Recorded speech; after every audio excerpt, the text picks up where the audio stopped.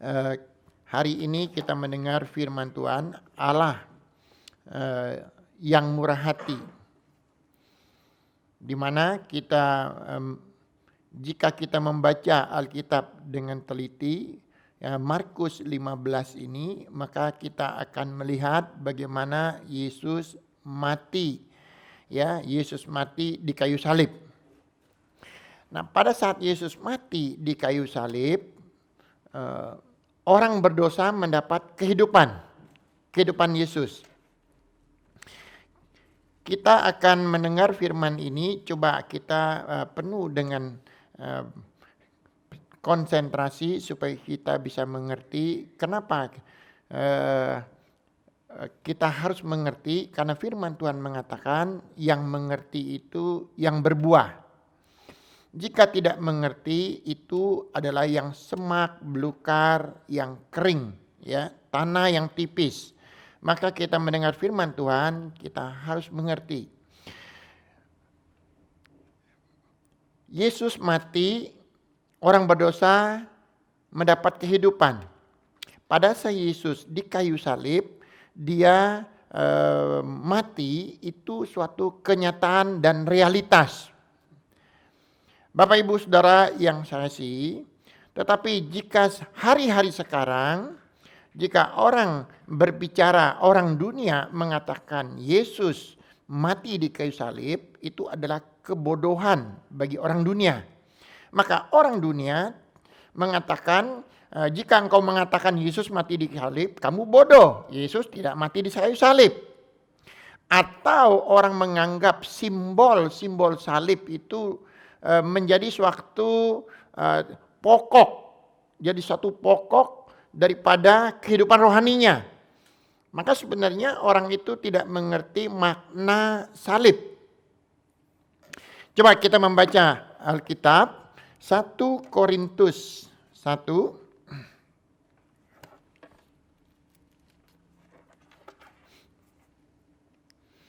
Kita baca ayat 21.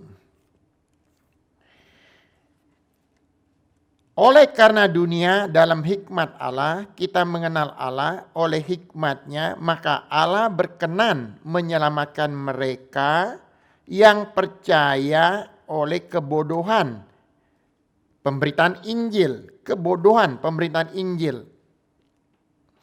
Orang-orang Yahudi menghendaki tanda, dan orang-orang Yunani mencari hikmat.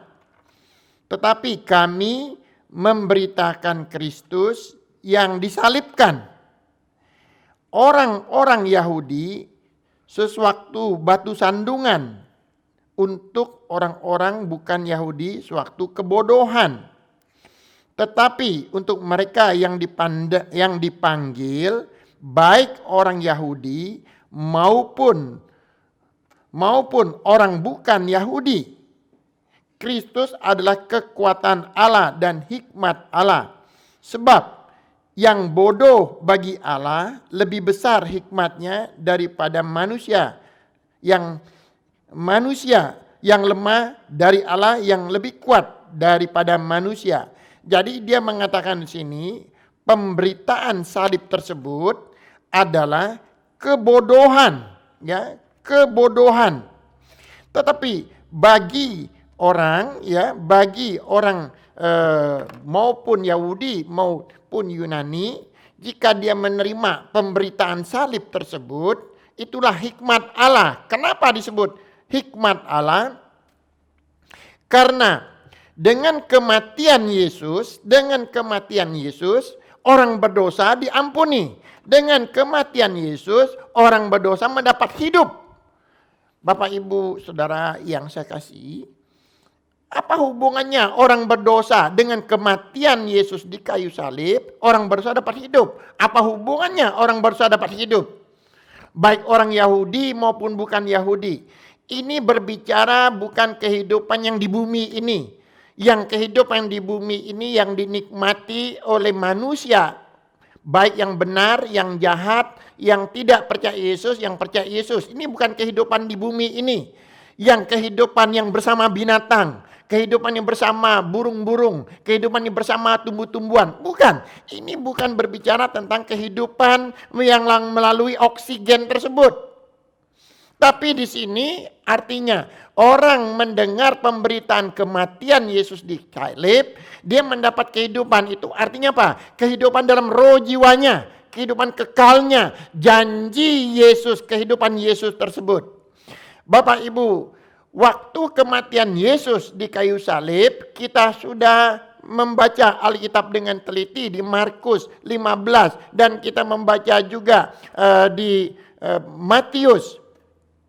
Di situ Yesus mencurahkan darahnya. Jadi pemberitaan kematian di salib itu adalah pemberitaan kematian pencurahan darah Yesus. Jadi waktu pencurahan darah Yesus itu, di dalam darah Yesus itu ada kehidupan. Jadi seseorang yang memberitakan tentang kematian Yesus, tentang darah Yesus, orang itu yang mempunyai hikmat Allah, inspirasi Roh Kudus untuk mendapat hidupnya Yesus. Bukan kehidupan di bumi ini. Bapak Ibu Saudara yang saya kasih, bukan artinya seseorang itu membawa salib di mana-mana. Di telinganya ada salib, di kalungnya ada salib, di cincinnya di salib, di rumahnya ada salib, semua salib. Bukan itu maknanya. Tapi makna dari salib itu Yesus memberi hidupnya melalui darahnya yang tertumpah di kayu salib, memberi hidupnya yang kekal itu bagi kita. Bapak Ibu Saudara yang saya kasih, nah waktu kita mengakui pemberitaan salib tersebut,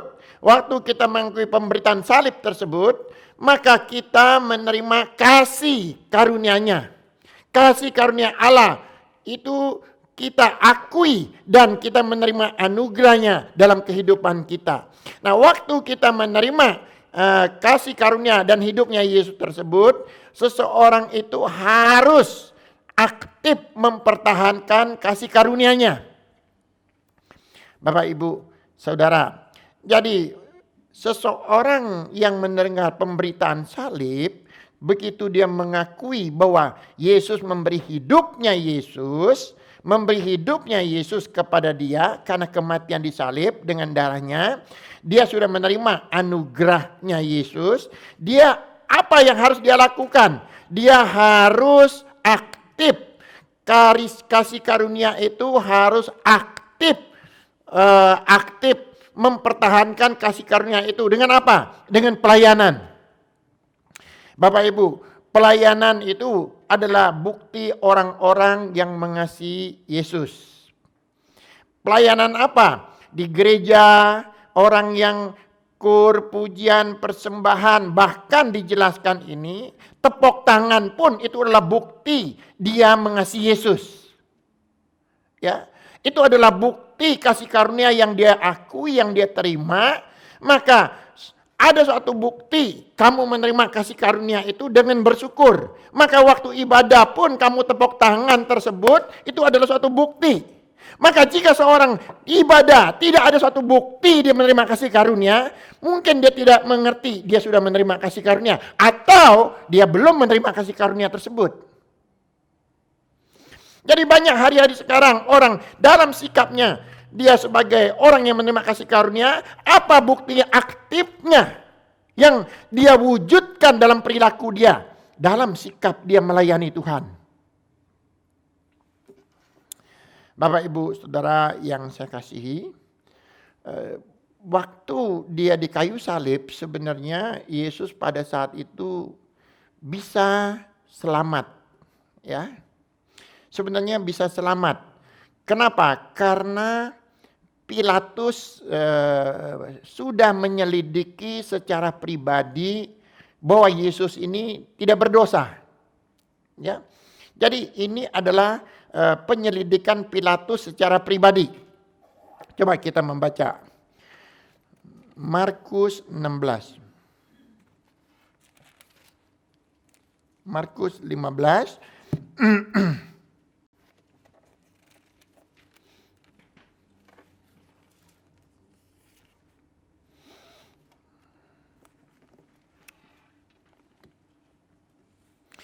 Coba kita baca ya.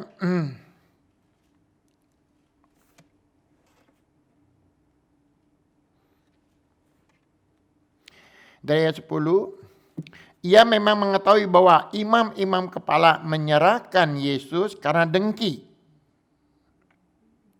Tetapi imam-imam kepala menghasut orang banyak untuk meminta Barabaslah yang dibebaskan bagi mereka. Pilatus sekali lagi menjawab dan bertanya kepada mereka, jika begitu apakah yang harus kuperbuat dengan orang yang kamu sebut orang Yahudi ini? Maka mereka berteriak lagi katanya, salibkan dia. Lalu Pilatus berkata kepada mereka, tetapi kejahatan apakah yang telah dilakukannya? Namun mereka masih makin keras berteriak, salibkanlah dia.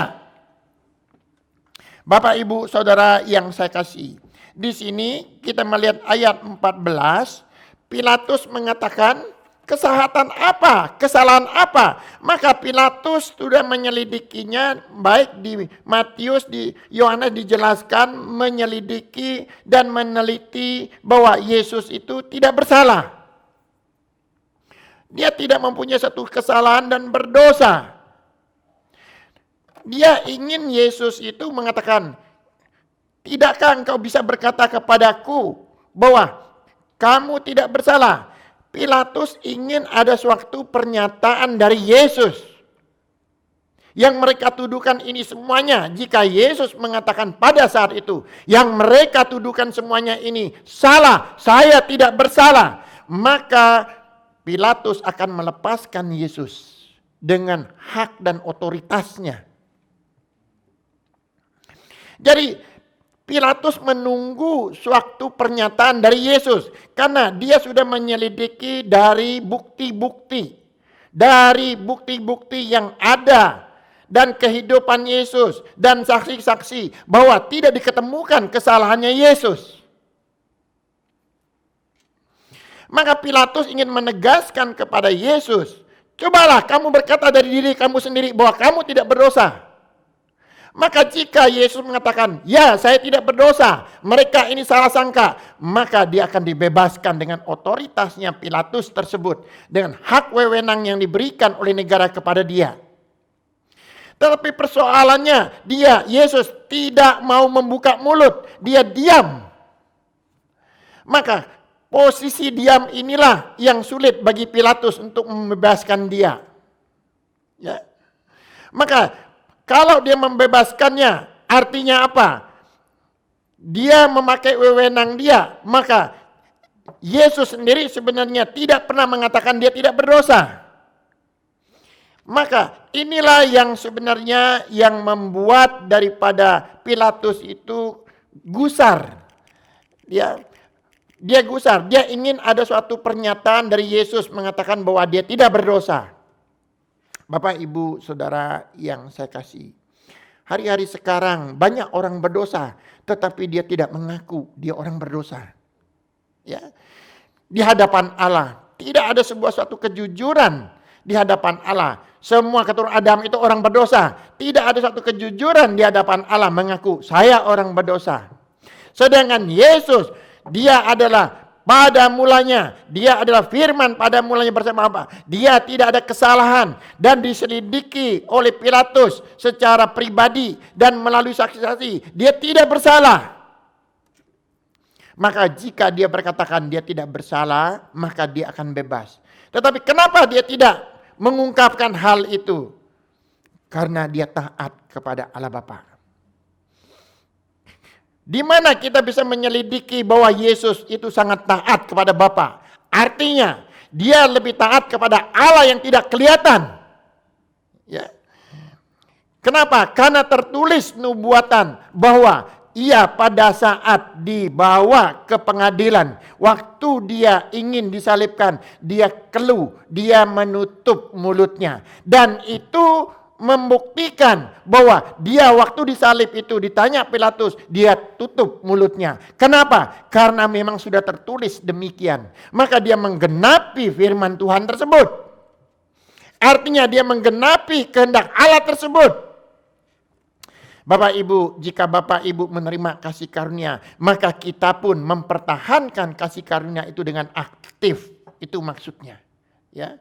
Kita harus menggenapkan semua kehendak Allah yang tidak kelihatan itu. Kita ibadah ini Allah itu ada melihat kita. Tapi apakah kasih karunia, ungkapan kasih karunia dengan perilaku kita dalam ikat ibadah? Maka tadi bilang, setiap persembahan, setiap pujian, kur, itu adalah bukti kalian mempertahankannya. Tepuk tangan pun itu adalah suatu bukti kalian telah menerima kasih karunia. Tapi ada pun orang tepuk tangan pun tidak mau. Dia mempunyai cara sendiri. Apakah ungkapan kasih karunia itu dia ungkapkan secara ekspresinya, ketaatannya.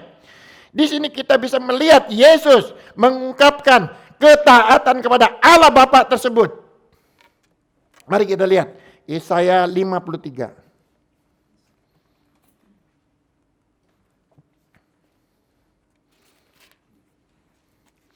Yesaya 53.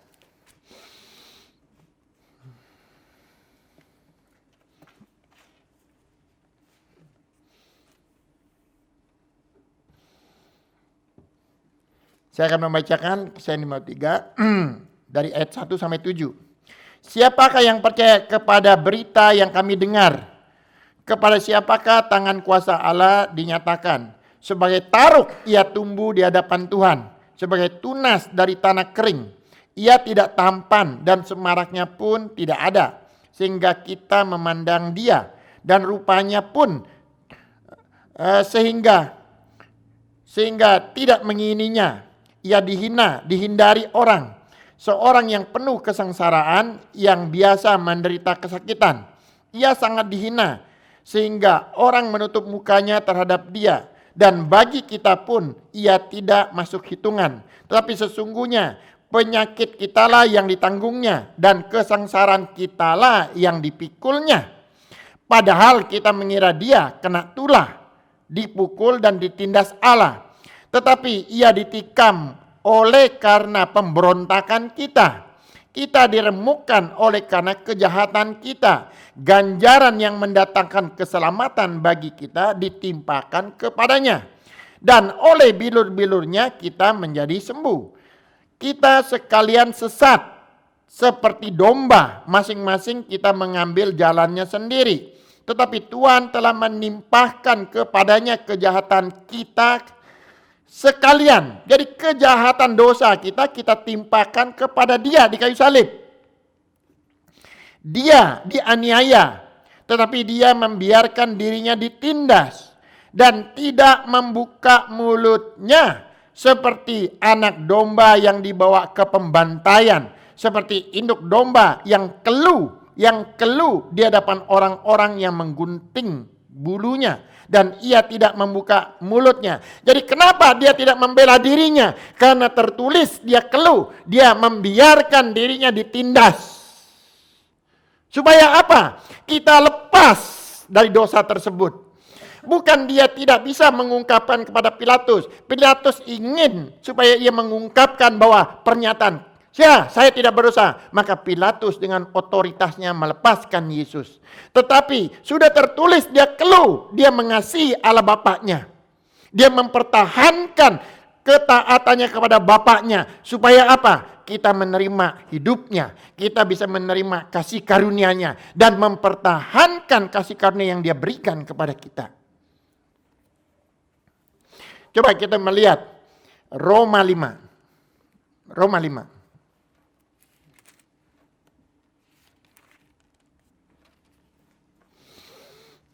Ayat 8. Akan tetapi Allah menunjukkan kasih-Nya kepada kita oleh karena Kristus telah mati untuk kita ketika kita masih berdosa. Artinya waktu kita belum mengenal Yesus pun dia sudah menanggung dosa itu di kayu salib. Waktu kita, bahkan anak cucu kita belum lahir pun, mereka lahir sebagai orang berdosa, sudah ditanggung oleh Yesus 2000 tahun yang lalu. Nah, jika mereka nanti setelah besar diberitakan tentang berita salib menanggung dosanya, dia harus menerima kasih karunia itu dan mempertahankannya. Bapak, Ibu, Saudara yang saya kasih, Betapa kita bersyukurnya. Waktu kita belum mengerti tentang arti kasih karunia, Yesus sudah menanggung dosa itu. Dan dia menanggung dosa itu di kayu salib, mencurahkan darahnya. Maka bagi hari sekarang orang dunia, berita salib itu kebodohan. Tapi sebagian orang, bahwa salib itu adalah merupakan simbol yang dipakai di mana-mana. Tetapi salib artinya Yesus memberi hidupnya kepada kita. Bukan hanya sekedar suatu simbol. Ya. Bapak Ibu Saudara yang saya kasihi. Ayat 9. Lebih-lebih karena kita sekarang telah dibenarkan oleh darahnya. Oleh darahnya. Kita akan pasti diselamatkan dari murka Allah. Jadi bahwa seseorang itu diselamatkan dari murka Allah, dari keturunan Adam yang berdosa tersebut apa? Dengan darahnya. Dari mana darah ditumpahkan? Di kayu salib di Golgota tersebut.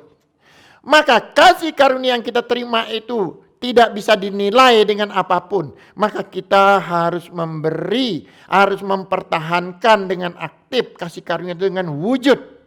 Wujud kasih dengan apa? Maka dalam sikap kita ibadah, dalam pelayanan kita kepada Tuhan, itu adalah wujud mempertahankan secara aktif. Bapak Ibu Saudara yang saya kasihi. Kebangkitan Yesus, ya. Kebangkitan Yesus itu adalah sesuatu yang luar biasa. Kebangkitan Yesus yang dibangkitkan oleh Allah itu adalah sesuatu yang luar biasa.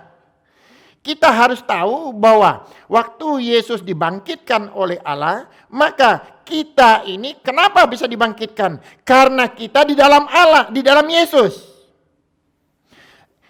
Ini harus bisa mengerti firman yang tertulis, Allah membangkitkan Yesus. Maka kita yang di dalam Yesus, maka kita mendapat bagian kebangkitan tersebut. Mari kita membaca coba Efesus 2.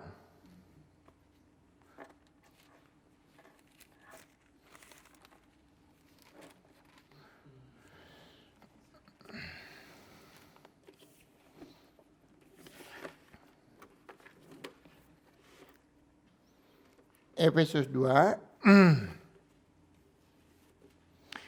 ayat 4 sampai 6. Tetapi Allah yang kaya dengan rahmat oleh kasih-Nya yang besar yang dilimpahkannya kepada kita telah menghidupkan kita bersama-sama dengan Kristus. Sekalipun kita telah mati oleh kesalahan-kesalahan kita, oleh kasih karunia kamu diselamatkan. Dan di dalam Kristus Yesus, Ia telah membangkitkan kita. Jadi, jika seseorang di dalam Yesus Kristus, Ia telah membangkitkan kita dan memberikan tempat bersama-sama dengan Dia di sorga. Jika seseorang di dalam Kristus Yesus. Bukan kita percaya Yesus. Bukan simbol itu menyelamatkan kita. Jika kita di dalam Yesus Kristus, kita akan dibangkitkan. Akan bersama Dia di sorga. Bapak Ibu Saudara yang saya kasihi. Kita jika melihat dari sudut pandang dunia, kita harus tahu kita adalah yang lahir dari keturunan Adam di dunia ini. Dari generasi ke generasi menjadi suku bangsa, menjadi suku-suku terpecah-pecah dan pulau-pulau. Tetapi semuanya adalah keturunan Adam yang berdosa. Ini adalah apa yang tertulis di Alkitab. Tetapi kita harus tahu bahwa Yesus, Dia bukanlah keturunan Adam. Bapak Ibu, jika Bapak Ibu membaca di Yohanes 3 ayat 13, kamu dari dunia. Aku bukan dari dunia, aku dari sorga. Bapak Ibu, kita melihat dua kenyataan bahwa yang berbeda. Kita adalah orang keturunan Adam yang berdosa. Sedangkan Yesus adalah bukan dari dunia ini. Dia dari sorga. Dia adalah yang pada mulanya. Dialah yang mati tersebut untuk orang yang berdosa ini mendapat hidup. Maka kematiannya di kayu salib itu menumpahkan darahnya. Darah itu adalah kehidupannya untuk memberi kita kehidupan. Bukan kehidupan di bumi ini. Kehidupan dari mana? Dia datang dari mana? Dari sorga. Datang dari mana? Dari sorga. Kita dari mana? Dari bumi. Kita hidup di bumi. Dia datang dari mana? Dari sorga. Dia mendapat kehidupan sorga. Maka kehidupan sorga itulah yang dia berikan kepada kita. Maka di sini kita bisa melihat bahwa kehidupan yang kita dapat di dalam Yesus itu apa? Kehidupan sorga. Untuk itulah kita mempertahankan kehidupan itu. Bapak, Ibu, Saudara yang saya kasih. Ini sangat penting bagi kita mempertahankan hari-hari sekarang ini sebagai orang Berea, yaitu kita harus mempertahankan kasih karunia yang ada di dalam kita dengan suatu ungkapan bagaimana kita melayani Tuhan dengan penuh kesetiaan. Kenapa harus demikian? Coba kita lihat lagi, kembali lagi ke Roma 5. Kembali lagi ke Roma 5.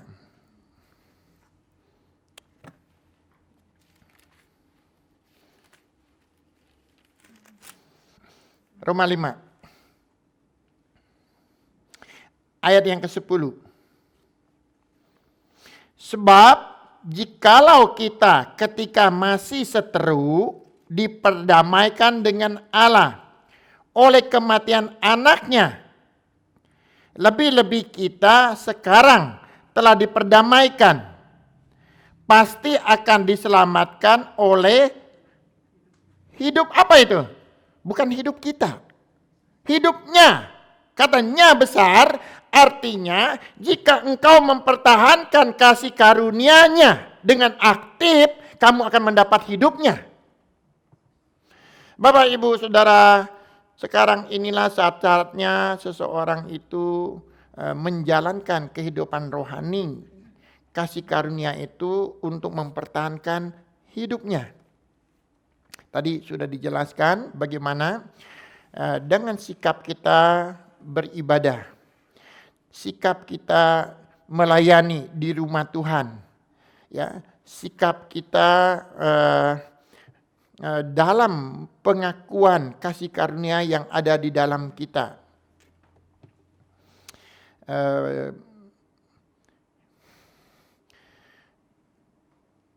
Kasih karunia yang Yesus berikan kepada kita sebenarnya itu tidak bisa kita lupakan. Ya, artinya dalam dunia yang gelap gulita, penuh dengan kehidupan tidak ada kebenaran, saling membunuh, saling memfitnah, saling membenci, ada seorang yang menolong. Maka orang yang menolong tersebut memberi hidupnya, maka kita tidak boleh melupakannya sampai kapanpun. Ini berbicara sebenarnya setelah kita menerima ini, bagaimana kita menyikapi ini. Bapak, Ibu, Saudara yang saya kasih, pasti kita mempunyai suatu pengalaman-pengalaman dalam hidup kita. Seperti dulu Kim Kidong pernah menjelaskan bagaimana ia mendapat pertolongan seorang gurunya, ya, pertolongan gurunya membantu dia waktu saat dia lagi susah, memberi makan dan menyelesaikan uang sekolahnya. Sampai kapanpun 20-30 tahun dia tidak pernah melupakan, dia tetap datang ke guru tersebut membawa segala sesuatu, sampai gurunya sakit pun dia memikul gurunya itu ke rumah sakit. Terus gurunya sampai mengatakan, kenapa kamu berbuat demikian? Karena saya tidak pernah melupakan itu. Ya. Bapak, Ibu, Saudara, tadi kita sudah menjelaskan hambanya, Kim Song Yun juga menjelaskan waktu dia sekolah di pendidikan luar negeri, suatu sekolah yang bergengsi. Sepertinya orang-orang di sana orang yang sangat pintar dan bergengsi, yang pendidikan tinggi. Tapi ada seorang yang menolong dia, sekretariat itu dia tidak pernah melupakannya.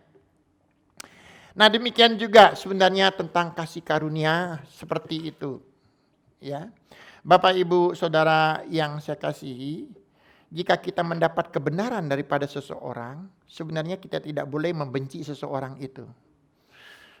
Kita tidak boleh membenci atau melupakannya.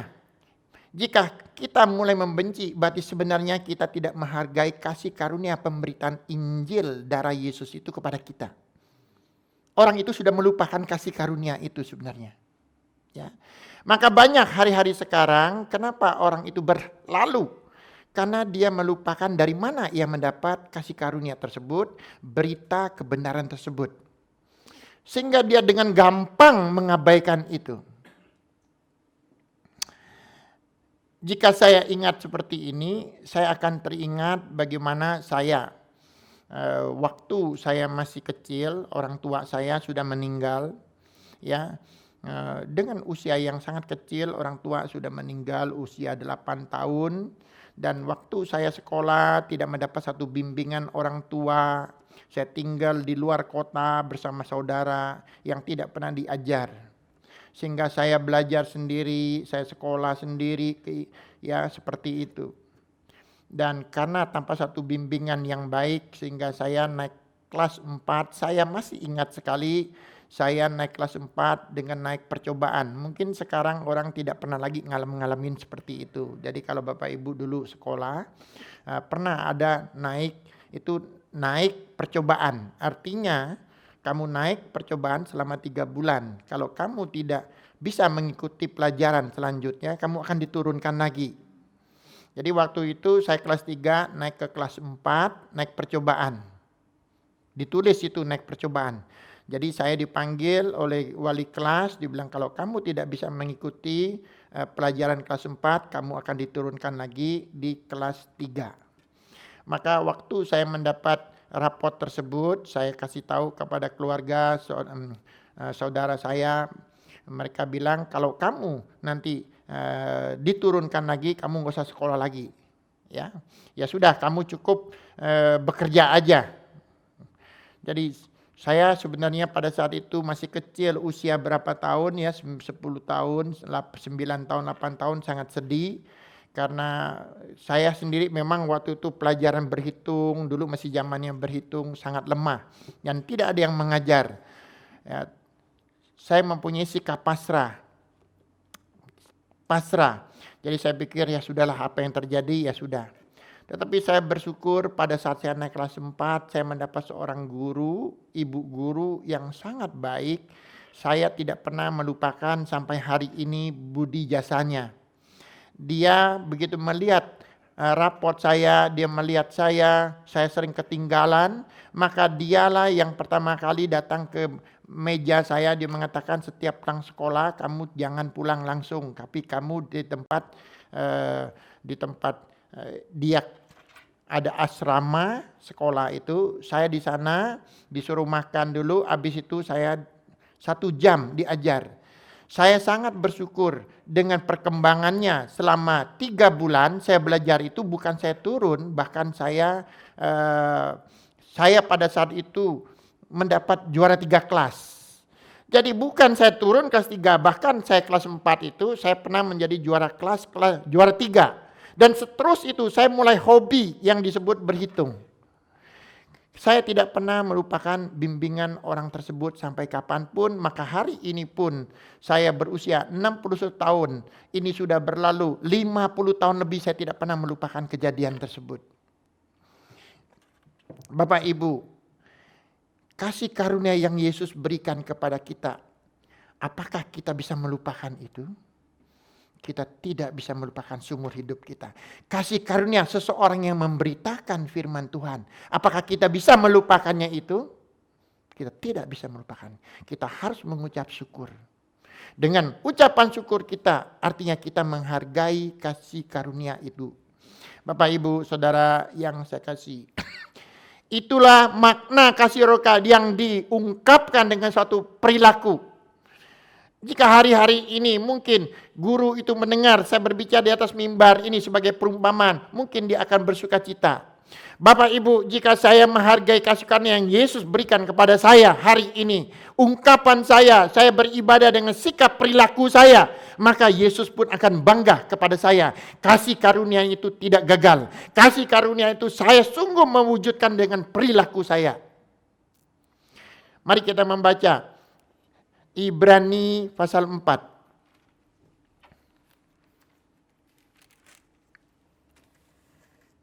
Kita baca ayat 9 sampai 11. Jadi, masih tersedia suatu hari pemberhentian, hari ke-7 bagi umat Allah. Sebab barang siapa telah masuk ke tempat pemberhentiannya, ia sendiri telah berhenti dari segala pekerjaannya, sama seperti Allah berhenti dari pekerjaannya. Karena itu baiklah kita berusaha untuk masuk ke dalam pemberhentian itu, supaya jangan seorang pun jatuh karena mengikuti contoh ketidaktaatan itu juga. Bapak Ibu, artinya janganlah menunggu pemberhentian kita, kehidupan rohani kita ini, jasmani ini berhenti. Tunggulah, teruslah menjalankan itu dengan penuh ketaatan. Jangan kita jatuh karena ketidaktaatan tersebut sebelum waktunya kita berhenti. Bapak Ibu Saudara yang saya kasih, maka kasih karunia yang Tuhan berikan kepada kita, sungguh kita harus mempertahankan itu dengan aktif. Coba kita membaca ayat yang ke-16-nya. Ibrani 4 tadi.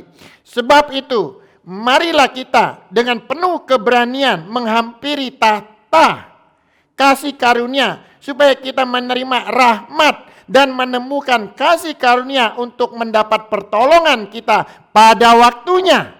Jika Bapak Ibu tetap dengan setia, tetap dengan ungkapan perilaku yang telah menerima kasih karunia, Bapak Ibu nantikanlah pertolongan dari Tuhan itu.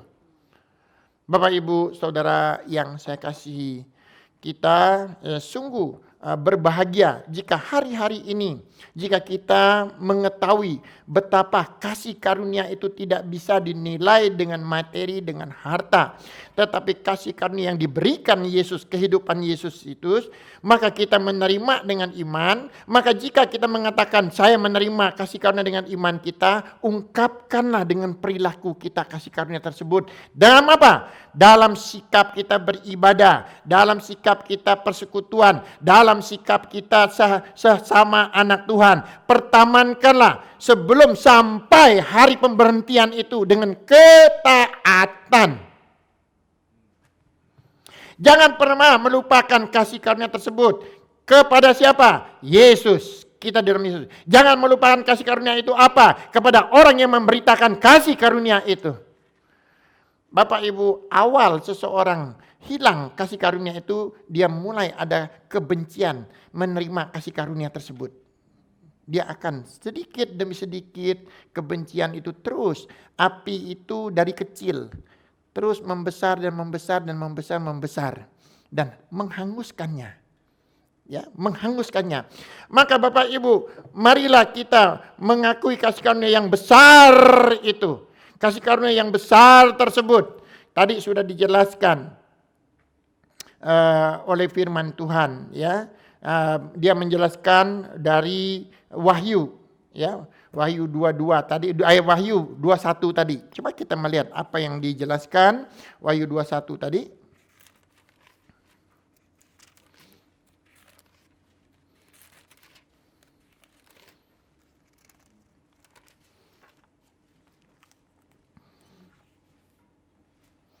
Ayat berapa tadi? Wahyu 21.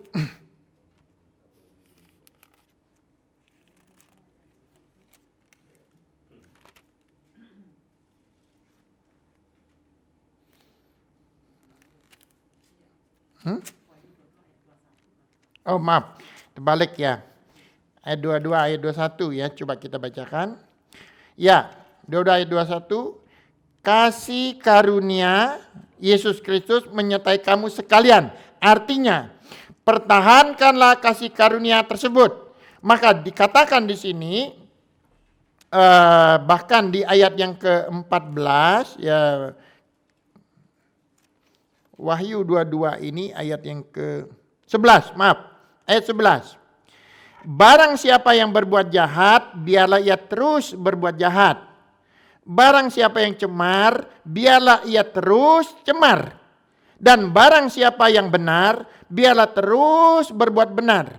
Barang siapa kudus, biarlah ia terus menguduskan dirinya.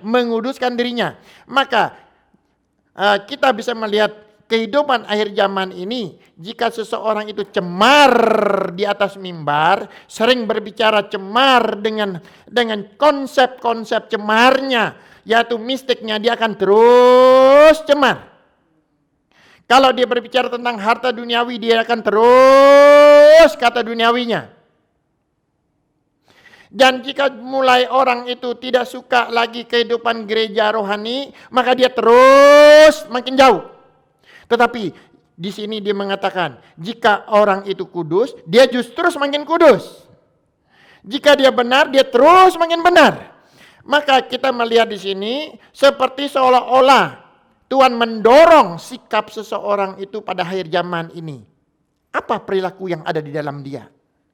Jika ia mendapat kasih karunia itu dengan ungkapan perilakunya, pelayanannya, maka Tuhan akan mendorong dia terus mempertahankan kasih karunia itu dengan perilaku kasih karunia. Jika dia tidak, maka dia akan didorong terus, maka dia akan terbuang. Bapak, Ibu, Saudara yang saya kasihi, kita adalah anak-anak Tuhan. Bagaimana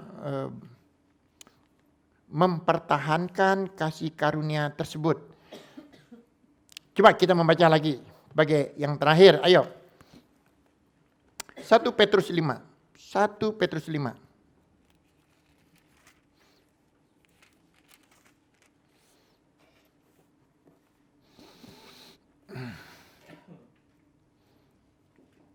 Ayat 12. Dengan perantaraan Silvanus, yang kuanggap sebagai seorang saudara yang dapat dipercayai, aku menulis dengan singkat kepada kamu untuk menasehati dan meyakinkan kamu bahwa ini adalah kasih karunia yang benar-benar dari Allah. Berdirilah dengan teguh di dalamnya. Artinya, pertahankan kasih karunia tersebut. Abaikan hikmat dan pikiran kita. Abaikan segala sesuatu. Tarikan daripada dunia-dunia itu. Pertahankan kasih karunia itu. Ya, dia mengatakan berdirilah dengan teguh di dalamnya. Ya, dalam apa? Kasih karunia tersebut. 13. Salam kepada kamu sekalian dari kawan-kawanmu yang terpilih yang di Babylon, dan juga dari Markus anakku. Berilah salam seseorang kepada yang lain, dan cium yang kudus, damai sejahtera menyertai kamu sekalian yang berada dalam Kristus Yesus. Bapak, Ibu, Saudara yang saya kasihi, artinya di sini pertahankan kasih karunia itu dengan teguh yang di dalammu.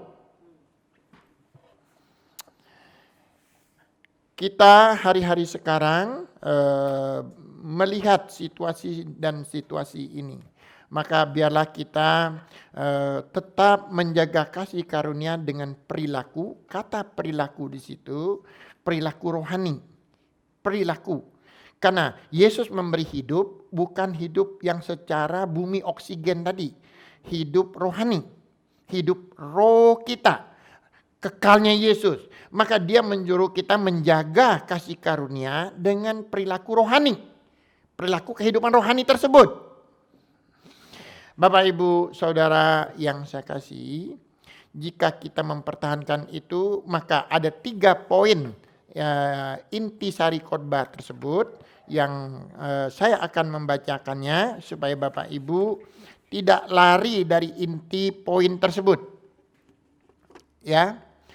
Inti poin itu dia mengatakan bahwa kamu sudah dibebaskan dari hukum, yaitu Roma 8 ayat 1 dan 2 itu, ya, dari hukum maut tersebut oleh karena Roh Kudus. Maka engkau harus mempertahankan dari mana kita bebas dari hukum tersebut, ya, dari mana kita bisa bebas dari hukum karena Roh Kudus. Karena kita taat kepada Dia. Satu, baptisan selam bukanlah upacara agama, tetapi pengalaman. Seseorang mengalami pekerjaan Tuhan dan menjadi satu dengan Yesus yang telah diutus oleh Bapa. Poin kedua, jika kita menerima baptisan selam dengan hati yang tulus, kita harus menerima karunia Roh Kudus. Jika kita tidak dilahirkan kembali oleh Roh Kudus, kita tidak akan pernah bisa mendapat keselamatan hidupnya Yesus. Poin ketiga, jika kuasa kehidupan rohani, karunia, inspirasi Roh Kudus hadir dalam kita, dalam hidup kita, kita adalah umat atau milik Yesus Kristus. Maka kasih anugerah Allah ada di dalam kita. Jadilah teguh mempertahankan kasih karunia tersebut. Amin.